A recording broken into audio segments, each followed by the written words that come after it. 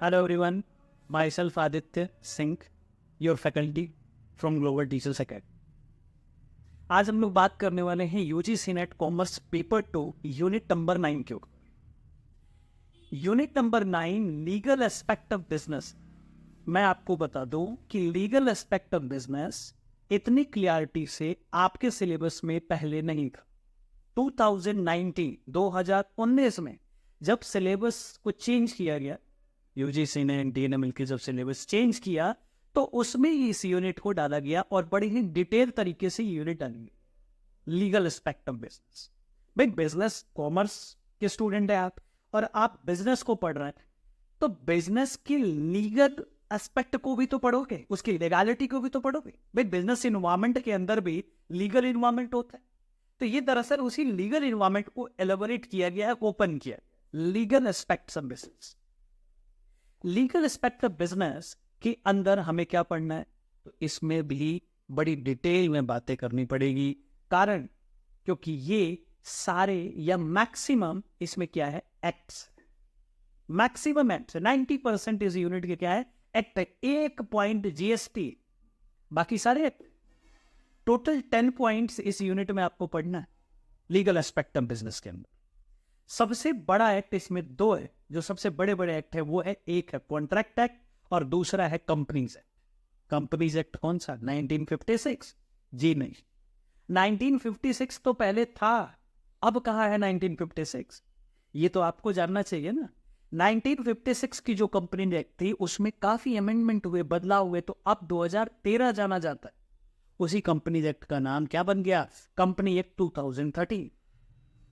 काफी holistic way में आपको कंपनी एक्ट और कॉन्ट्रैक्ट एक्ट दोनों इसमें पढ़ने पड़े। तो खाली ये दोनों, ये तो बहुत बड़ा है इसलिए मैंने इस 2 एक्ट का नाम दिया, लेकिन खाली 2 एक्ट नहीं, और भी आगे बात करते हैं कि इस यूनिट में कौन कौन से एक्ट हैं। कुछ एक्ट्स की बात कर लेते हैं, जैसे कि इंटेलेक्चुअल प्रॉपर्टी राइट्स, आईपीआर।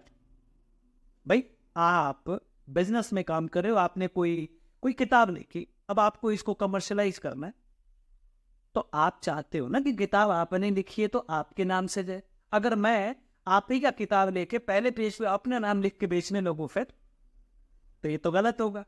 अभी इस चीज को देखने के लिए क्या बना, आईपीआर एक्ट बना, इंटेलेक्चुअल प्रॉपर्टी राइट्स। इंटरनेट जो आपने दिमाग से अपने किया है तो आपकी प्रॉपर्टी है, तो उसके राइट्स भी तो उसके करने वाले को ही मिलना चाहिए।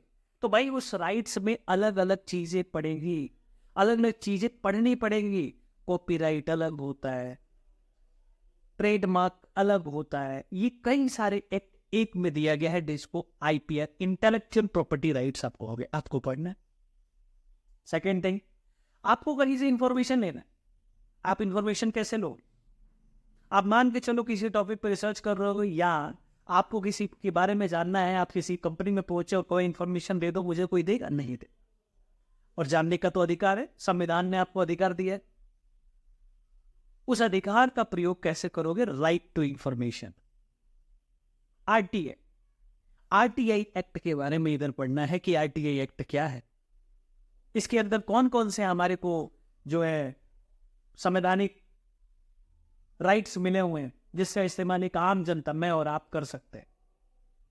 कॉन्ट्रैक्ट एक्ट, जो इतना बड़ा एक्ट मैंने बताया, इसके अंदर बेसिकली जब 1 से ज्यादा पर्सन, 2 पर्सन मान लो, 2 से ज्यादा पर्सन मान लो, आपस में किसी बात के लिए, लेन देन के लिए, बिजनेस के लिए कोई डील करते हैं, तो वो डील संवैधानिक कब होगी। अगर वो ब्रीच होती है तो भाई अपने कॉन्स्टिट्यूशन, अपने संविधान या अपने एक्ट के हिसाब से उसकी क्या प्रोविजंस है। कोई गलत करता है तो उसके लिए क्या प्रोविजंस है, ये बहुत डिटेल प्रोविजंस आप किसमें पढ़ोगे, कॉन्ट्रैक्ट एक्ट में पढ़ोगे। आप एलएलपी पढ़ोगे, लिमिटेड लायबिलिटी पार्टनरशिप। आप नेगोशिएबल इंस्ट्रूमेंट एक्ट पढ़ोगे।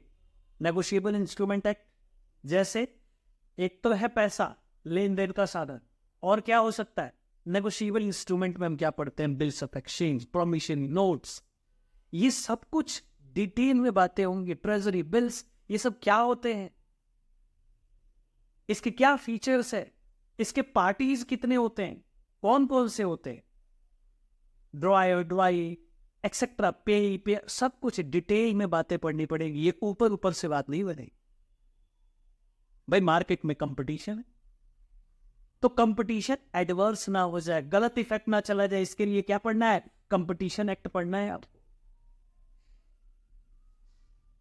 ये सारी चीजें, ये सारी एक्ट्स हैं, और एक्ट्स हमेशा अपडेट्स होती रहती।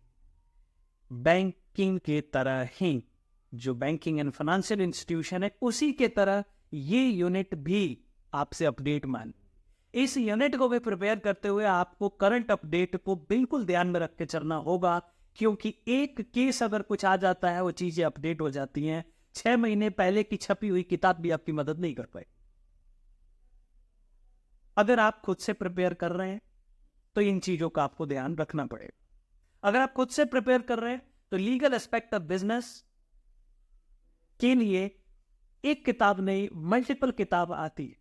जैसे CA कुछ रेफर करते हैं, तो ये आपके लिए कंसोलिडेटेड किताब नहीं है। कुछ एक्ट्स की किताबें मिलेंगी, कुछ एक्ट एक में मिलेंगी, कुछ दूसरे में, तो आपको 1 से 2 किताबें इस एक्ट के लिए खरीदनी पड़ेगी।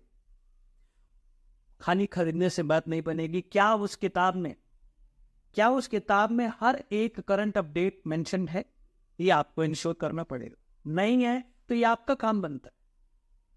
ये तो हो गई एक्ट की बातें। और 10th पॉइंट क्या है आपकी इस यूनिट की? GST। पता है ना, GST बड़े ही जो है धूमधाम से इसको इंट्रोड्यूस किया गया और इंडिया में काफी अच्छे से चल भी रहा है, इसको काफी अच्छे से मैनेज भी किया गया। तो GST क्या है? Goods and services. कौन सा टैक्स है? डायरेक्ट टैक्स है, इनडायरेक्ट टैक्स है? चलो आप बता दोगे कि भैया ये डायरेक्ट है, इनडायरेक्ट है, तो फिर बता दो प्रोग्रेसिव है, रिग्रेसिव। पहले भी बातें हुई थी अपन। ये तो बड़ी बेसिक सी बात कर रहा हूं। क्यों GST लाया गया? क्यों बाकियों को रिप्लेस किया गया? इसके फायदे क्या है, नुकसान क्या है, क्या स्लैब रेट्स है? डिवाइड किया गया है ना, पूरे प्रोडक्ट एंड सर्विसेज को डिवाइड किया गया कि इस स्लैब में इस रेट को लगाया जाएगा।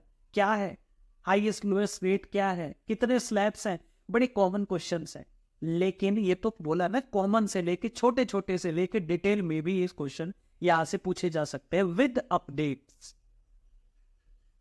अगर आप खुद से कर रहे हैं तो इस यूनिट के लिए आपको खुद से भी बहुत कुछ इंश्योर करके चलना पड़ेगा कि हर चीज करंट के हिसाब से आपका करेक्ट।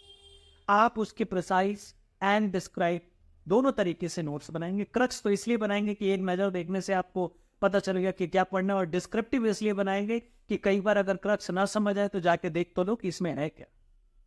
उसके बाद आप क्या करोगे? 10 ईयर के क्वेश्चन उठाओगे। बहुत है 10 ईयर के क्वेश्चन, लेकिन एक पॉइंट लीगल एस्पेक्ट के लिए 10 ईयर उतना आपके काम में नहीं आने वाली। कारण क्योंकि इंट्रोड्यूस तो अभी हुआ है 2019 में, तो 10 साल के तो क्वेश्चन आपको नहीं मिलेंगे यहाँ पे, 3 से 4 साल के मिलेंगे इस वक्त।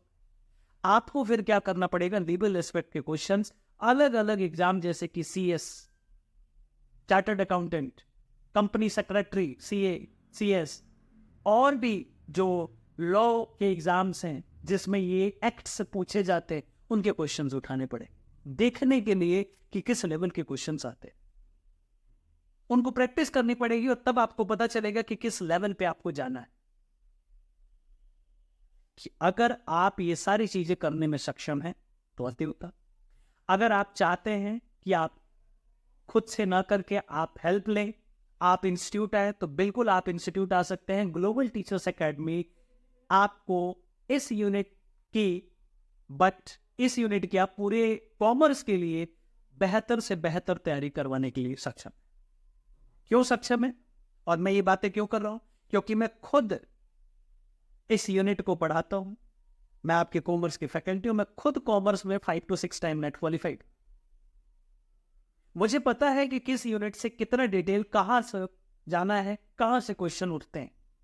यहां पे जो भी फैकल्टी आपको पढ़ाएगी क्लास में डिटेल नोट्स के साथ साथ अपडेट्स को उसी वक्त आपको दिया जाएगा जब क्लास में एट अ टाइम, उस वक्त तक जो अपडेट्स है आपको मिल जाए। उस अपडेट के बाद टाइम टू टाइम फैकल्टीज आपकी क्या लेंगी? टेस्ट लेंगी, करंट पैटर्न, करंट क्वेश्चंस, क्या क्या उठ रहा है और क्या उठ सकता है, प्रोबेबिलिटी आपकी तैयारी करवाई जाएगी। आपको इतना यहां पे तैयारी करवाई जाएगी कि एग्जाम का डर आपके दिमाग से निकल जाए। आप जब CBT mode computer based test में बैठे तो आपको लगा कि क्लास में टेस्ट चल रहा है, इतना कंफर्टेबल आप हो जाए। मीन्स होलिस्टिक तैयारी करवाने की कोशिश की जाती है। ये इंस्टीट्यूट आज का नहीं, ये इंस्टीट्यूट बहुत पुराना है और हजारों बच्चों को हम लोगों ने ट्रेन कर रखा है नेट निकलवा रखा। तो ये बेस्ट प्लेस है नेट एंड जेआरएफ कॉमर्स के लिए। अगर आप चाहते हैं तो बिल्कुल आ सकते हैं, अगर आप खुद से करना चाहते हैं वो भी कर सकते हैं, दोनों रास्ता मैंने बता दिया। लेकिन इन इंस्ट्रक्शंस को आपको ध्यान रखना है अगर आपको इसमें सक्सेस होना है तो। ये थी पूरी कहानी किसकी, legal aspect of business unit number 9 commerce paper 2 की। अगली यूनिट की बातें अगले वीडियो में करेंगे। आज के लिए इतना ही। Thank you.